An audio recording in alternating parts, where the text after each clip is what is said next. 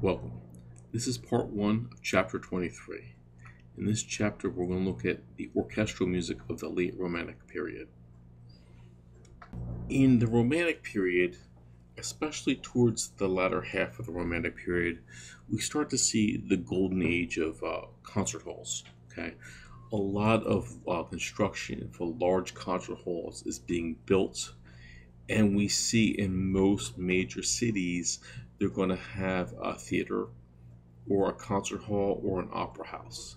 The Paris Opera House, many concert halls in London, Vienna, New York City is going to have Carnegie Hall, and they call this the Golden Age. Okay, so people are flocking to the cities, and they're going to concerts. Okay, the whole the people are taking the concerts very seriously, and the aesthetic of going to a concert becomes much more formal and much more serious in the latter half of the 19th century. So we start to see, a serious concert culture, and we're educating the population, having morally uplifting. So again, concerts are now going from just being mere entertainment to a serious event. In addition, the role of the orchestral conductor is going to expand. Okay, at the beginning of the classical period, the conductor was to start the orchestra off, to keep tempo, assist with going through tempo changes. But we see the role of the conductor kind of change and expand. It's not only just a man to keep tempo, but they're to interpret the music. They're going to instruct the orchestra on how they want the music to sound. And this is a very, very important change. In the late Romantic period, we're also going to see symphonies and concertos still being written. Okay, and these symphonies and concertos are still going to be absolute music.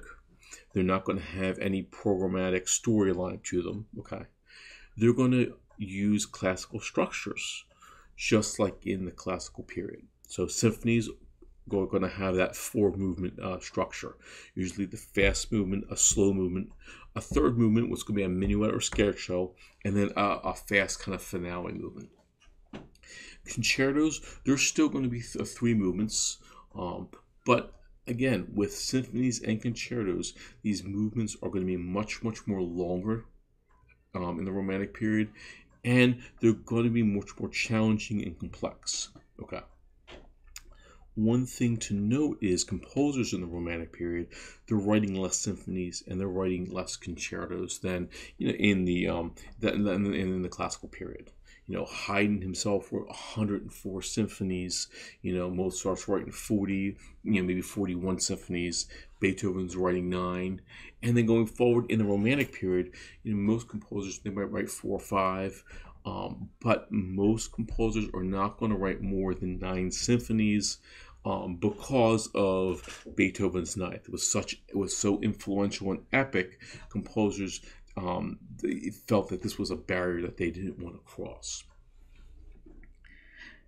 Now, another aspect that's going to happen in the Romantic period, towards the latter half of the Romantic period, is the rise of virtuoso performers. And two of the most important performers that come out of the Romantic period are going to be Liszt, who's a phenomenal pianist. We can see the caricature there of Václav Liszt playing the piano, and Paganini, who was a phenomenal violinist. And these were kind of the best performers. They would concertize and tour throughout Europe, and their performances were basically kind of showcasing their virtuosity. They were mesmerizing audiences. They would sell out concerts as soon as they got to each town, and people became infatuated with these folks. These were like the rock stars of the 19th century. The first person that we're going to look at with writing symphonies is a composer named Johannes Brahms. Okay, 1833 to 1897. Brahms, he was a German composer born in Hamburg. He's a phenomenal composer. He wrote symphonies, he wrote piano concertos, piano sonatas. Brahms' main focus was writing absolute music. Again, music without that narrative. Robert Schumann spoke about Brahms, basically, in an article, he said he was kind of like the next Beethoven or the heir to Beethoven, which kind of put a lot of emphasis on Brahms as well. Now, Brahms himself was a lifelong friend of Robert and Clara Schumann, and they had a very close friendship. And Clara Schumann actually performed a lot of Brahms's works as well.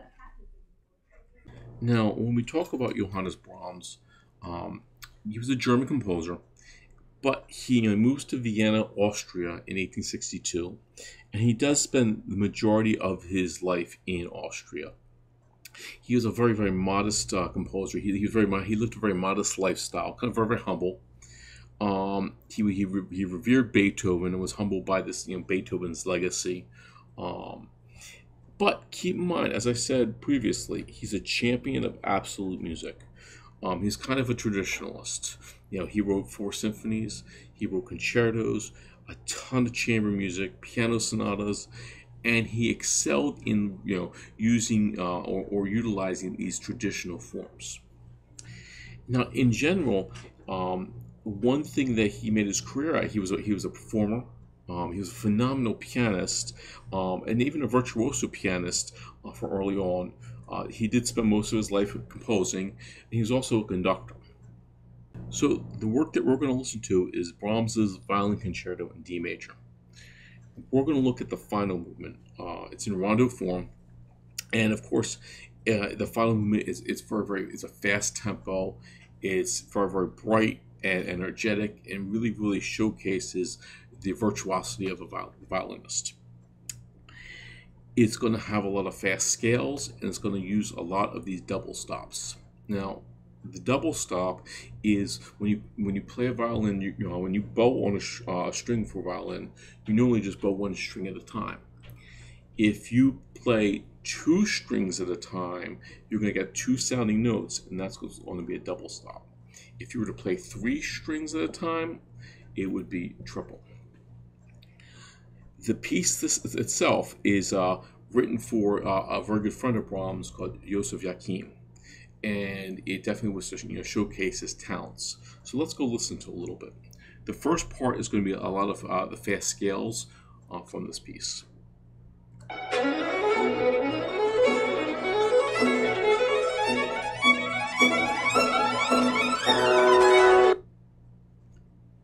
Now, the second example we have is going to be playing some of these double stops, and listen, you'll hear you'll hear at least two sounding notes from the violin.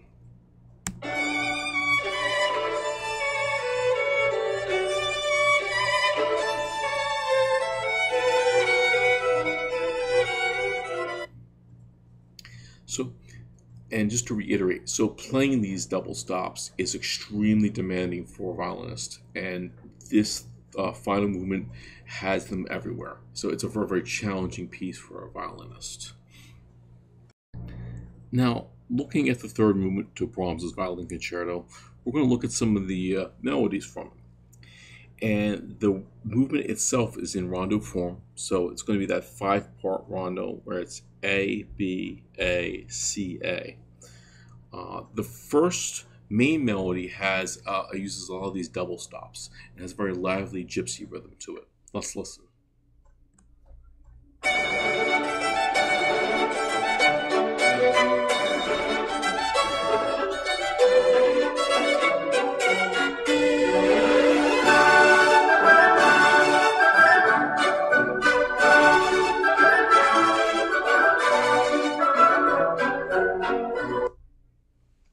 Again, it's very, very energetic. The B section it's loud as well, but it's contrasting, and it has more of like a scale-like pattern to it. Let's listen.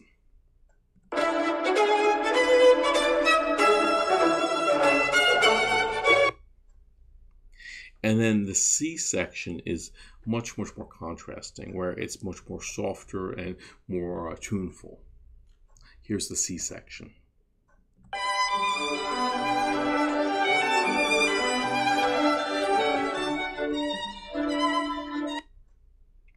And then finally, just like any other concerto, we're going to have parts where the orchestra stops and the soloist has this time to shine. So we're going to listen to this cadenza. Let's listen.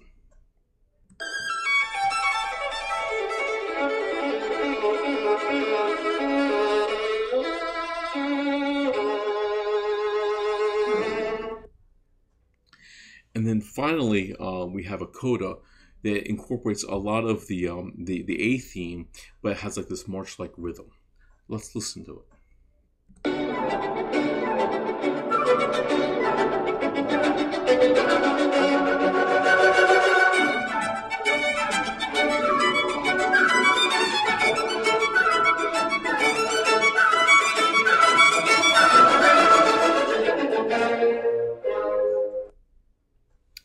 And it's a great way to end the piece. So what I want you folks to do is go back on canvas now and watch the entire movement. It's a wonderful work, and it's very, very energetic and virtuosic. We're going to look at another piece by Brahms. We're going to look at the German Requiem.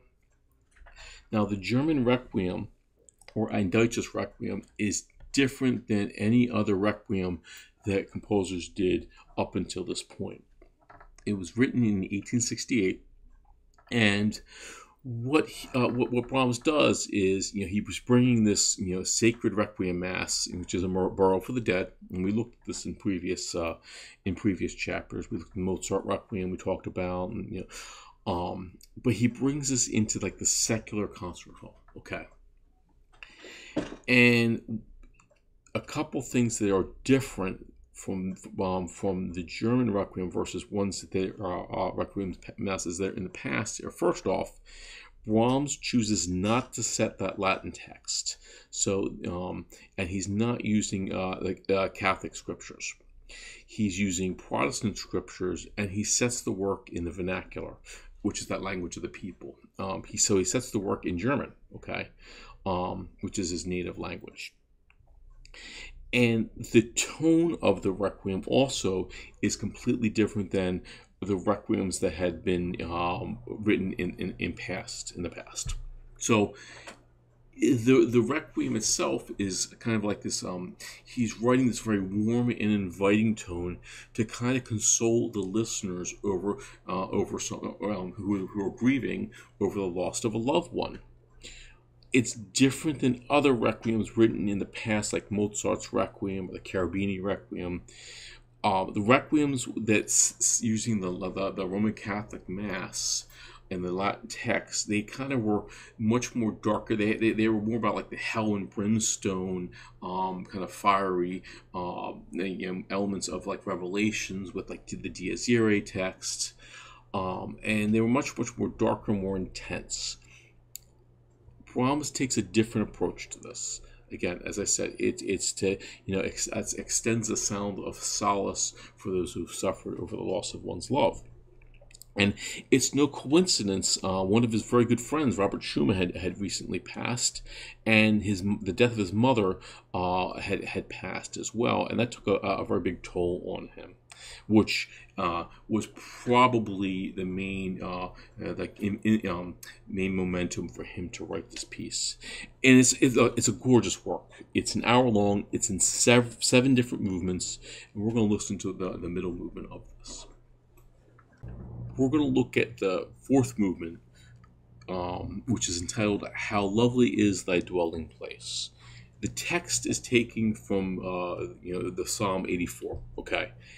And in this, it's for choir and orchestra, and there's also soloists for not in this piece, but there's soloists in the other movements.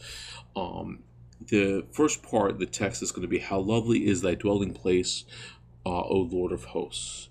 It's very, very warm and inviting. Let's listen.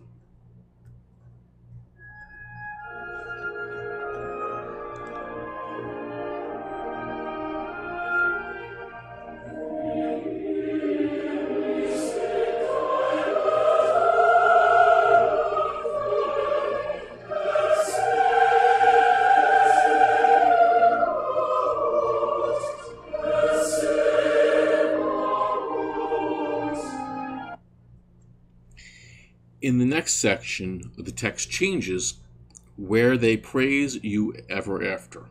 And the music texture is going to change as well. Let's listen.